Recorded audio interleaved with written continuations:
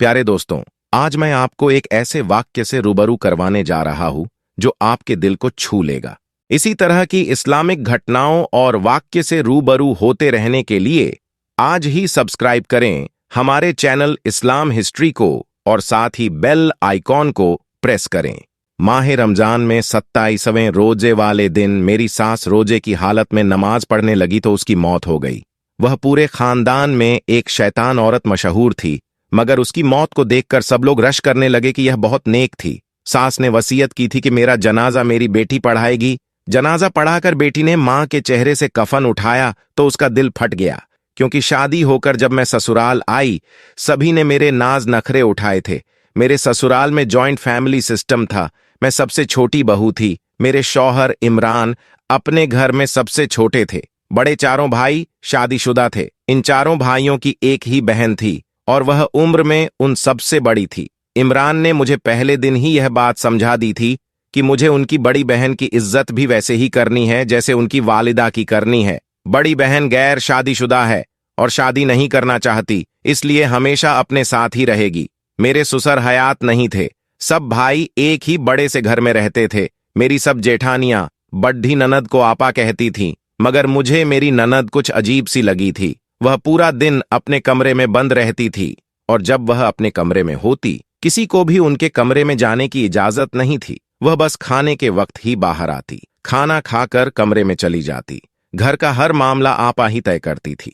मेरी सास को कोई पूछता ही नहीं था। कारोबार में भी कोई लेन देन की बात आती तो नंद से मशवरा किया जाता। मुझे यह बात कुछ अजीब सी लगी थी। वैसे तो इमरान मिजाज के बहुत अच्छे थे, लेकिन चारों भाई बहन के खिलाफ एक लफ्ज नहीं सुनते थे। कहते थे वह अल्लाह की नेक बंदी है। वह किसी गैर मर्द के सामने नहीं आती थी।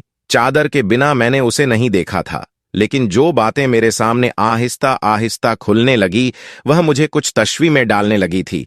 जब भी मेरी नंद खाने के लिए कमरे से बाहर जाती, चारों भाई और उनकी बीवियां एहतराम में खड़े हो जाते।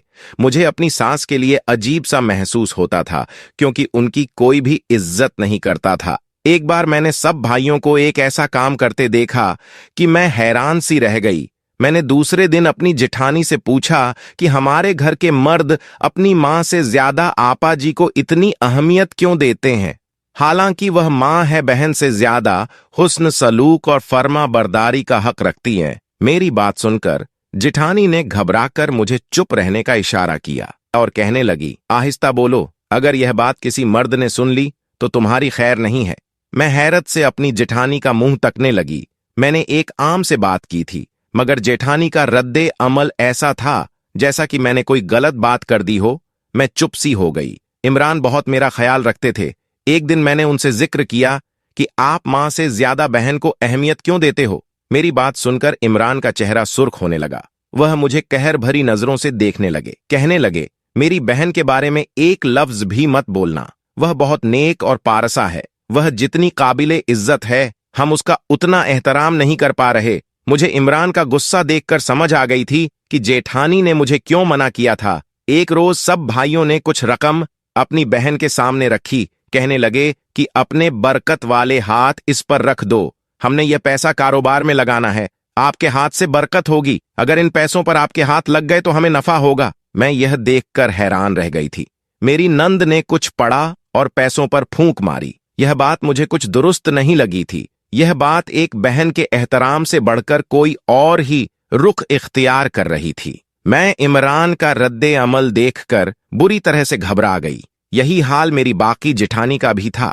नंद के मामले में वह एक लफ्ज मुंह से नहीं निकालती थी और सास भी माथे पर तेवरी चढ़ाए अपना जी जलाती रहती थी। एक बार मेरी सास नमाज पढ़ रही थी, दुआ मांगते हुए रोने लगी। उनकी हालत देखकर मेरा दिल तड़प कर रह गया। जिस इज्जत और एहतराम की हकदार वह थी, उनके बच्चे वह हक अपनी बड़ी बहन को दे रहे थे। मुझे दरवाजे पर देखकर मेरी सास ने जल्दी से आंसू साफ किए थे। मैं उनके पास ही गई थी। मैंने उनसे पूछा, उनकी तबीयत तो ठीक है ना? वह मुझसे नजरें चुराने लगी। कहने लगी, मैं ठीक हूं। मैंने उनसे कहा कि मैंने इन्हें कभी नंद के साथ बैठकर बातचीत करते नहीं देखा।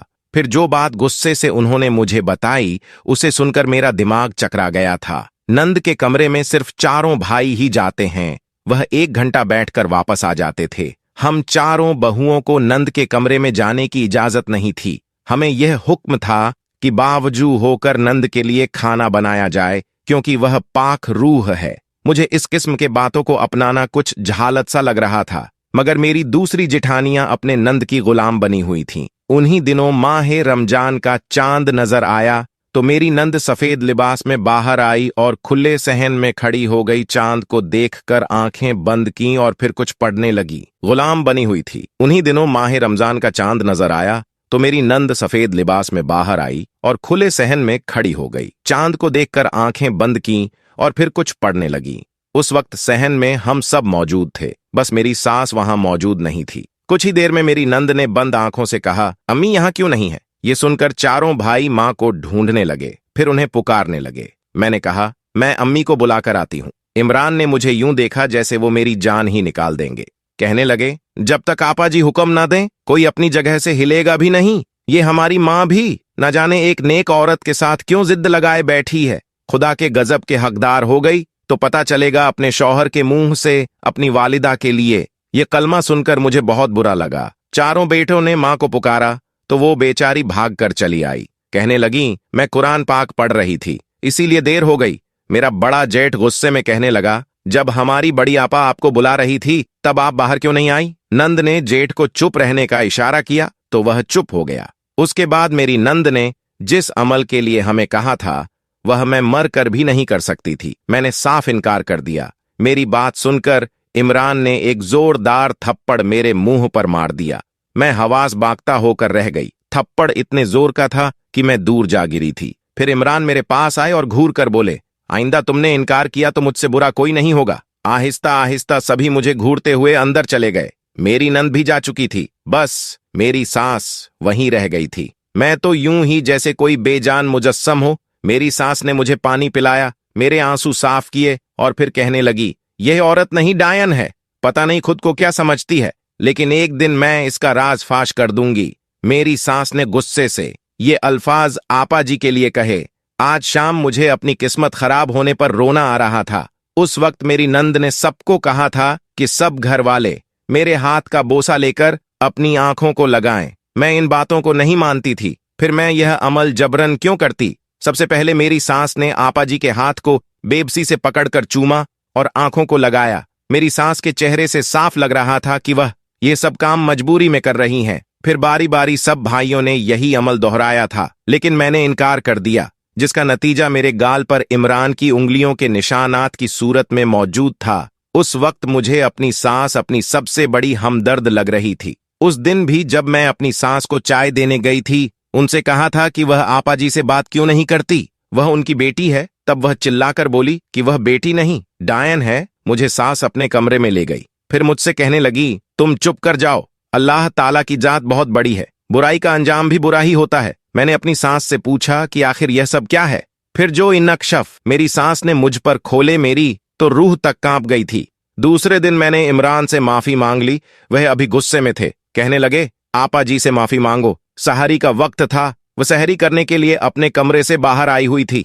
मैंने हाथ जोड़कर आपा से माफी मांग ली। आपा ने अपना हाथ आगे कर दिया और कहा, इसे चूम कर अपनी आंखों पर लगाओ। उस वक्त मैं बेबस थी, इसीलिए वही किया जैसा आपा ने कहा था। मगर उसके बाद मैंने इमरान की कोई बात पर कोई इख्तिलाफ नहीं किया था। मुझे आप जी से चिढ़ सी होने लगी थी। उनके कमरे की सफाई पर एक बड़ी उम्र की औरत मामूर थी, लेकिन अब मुझे आपा जी की अच्छाई के पीछे जो राज था, मुझे वह सब जानना था। जो कुछ मेरी सास ने मुझे बताया था उसकी हकीकत क्या है। इसलिए मैंने इस काम करने वाली अम्मा को 1000 का नोट थमा दिया और उसे अपने कमरे में छुपा दिया। फिर उसके कपड़े खुद पहन लिए और उसका दुपट्टा ओढ़कर आप जी के कमरे में चली गई।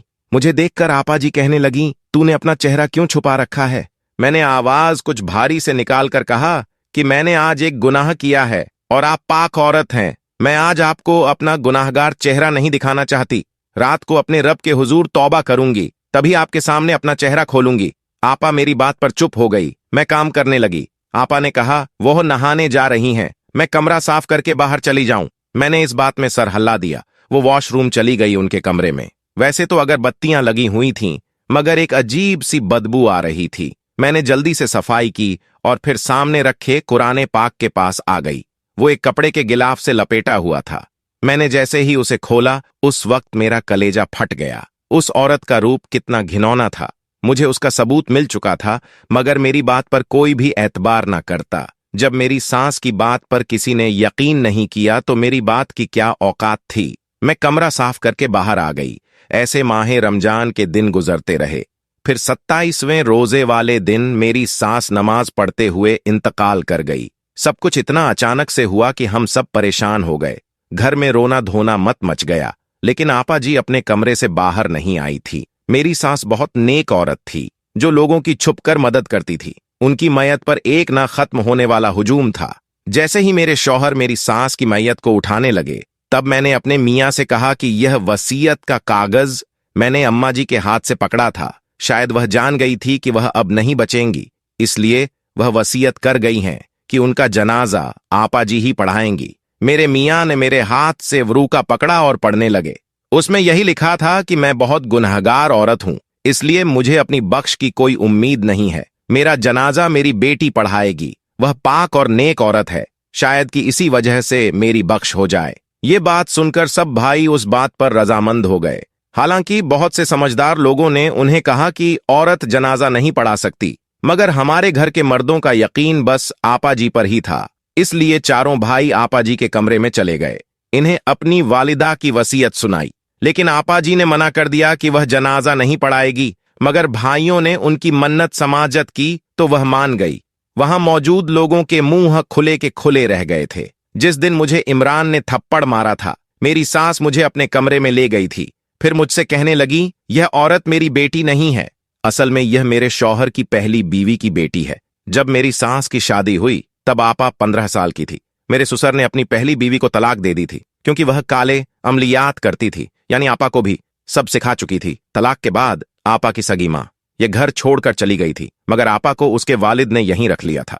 जब मेरी सास को आपा जी ने अपने वालिद के साथ खुश देखा तो वह उनसे नफरत करने लगी। उन्हें लगा मेरी सास ने ही उनकी माँ का घर बर्बाद किया है, इसलिए वह अपने घर के सामने तो मेरी सास को कुछ न कहती, लेकिन उनके पीछे मेरी सास के साथ बुरा सलूक करती। और जब मेरी सास मेरे ससुर से कहती तो वह अपनी बेटी के खिलाफ कुछ सुनने को तैयार ही नहीं होते थे, क्योंकि वह उन पर कुछ गलत किस्म के मंत्र पढ़कर फूंक देती थी। मेरी सास की हैसियत इस घर में सिर्फ एक नौकरानी जितनी थी। जब मेरी सास के घर बेटे पैदा हुए तो वह भी बाप की देखा देखी माँ की बजाय आपा जी को अहमियत देने लगे थे, क्योंकि आपा उनके सामने बहुत नेक बनती थी। मेरे ससुर अपने बेटों के सामने मेरी सास को गालियां देते, मारते और कहते, मेरी बेटी पर तुम गलत इल्जाम लगाती हो। वह मेरी बेटी है, मेरा खून है। वह अपनी माँ की तरह नहीं हो सकती। उसे तो अपनी जादूगर माँ से नफरत थी, इसलिए तो वह मेरे पास रुक गई थी। मेरी बेटी बहुत नेक और दीनदार है। तुम सौतेली माँ बनकर शैतानों वाले काम मत करो। इसी तरह मेरे ससुर अपनी बेटी के खिलाफ एक लफ्ज नहीं सुनते थे, और फिर सब बच्चों के कच्चे जनों में भी यही बात बैठ गई थी। आपा उनको कहती रहती कि तुम्हारी माँ को तुमसे प्यार नहीं है। जैसे मुझे बुरा भला कहती है, ऐसे ही तुम लोगों की भी मेरे बाप से बुराइयां करती हैं। सब भाइयों के जहनों में यही बात बैठ गई थी और वह अपनी माँ से नफरत करने लगे। जब मेरी सास ने देखा कि मेरा शौहर अपनी बेटी के बारे में कुछ सुनता ही नहीं है, तब वह भी चुप कर गई। जब आपा 22 साल की हुई तो मेरी सास ने ससुर से कहा कि